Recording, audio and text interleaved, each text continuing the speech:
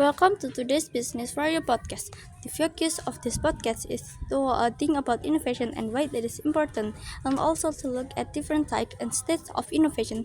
By the end of it, you will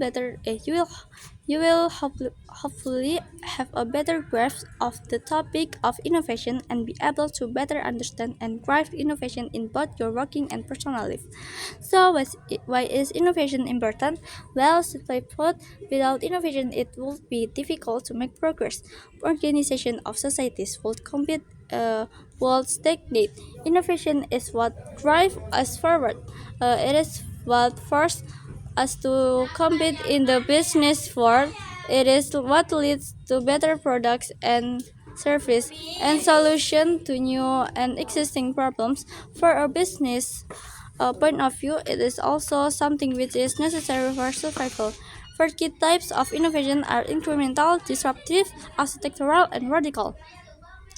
Incremental innovation involves innovating in increments or small steps. Step by step, it focuses on existing market and technologies and aims to make improvement and design change to existing products and services. Disruptive innovation aims to bring new ideas like technology or processes to existing markets. In that sense, the innovation will disrupt the market and the companies currently serving the market.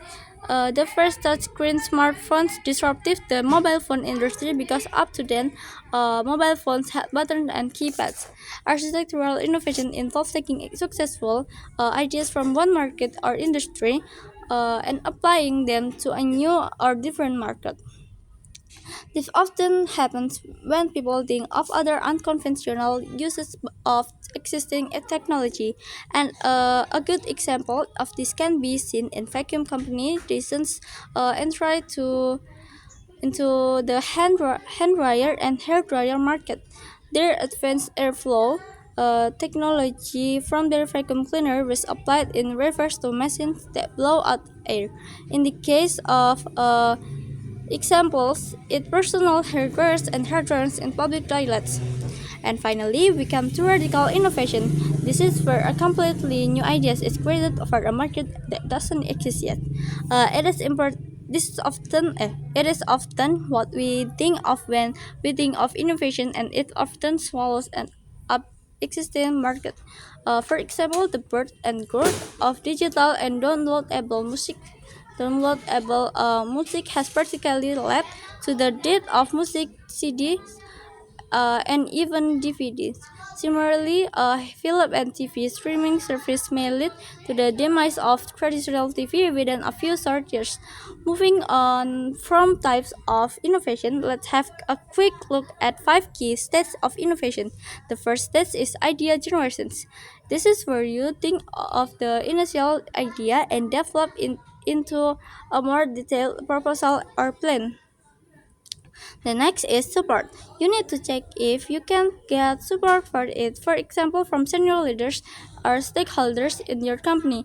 If you're innovating in your personal life, then the support you might need could be from friends or family. Do they think it is a good idea, and do they think it would work?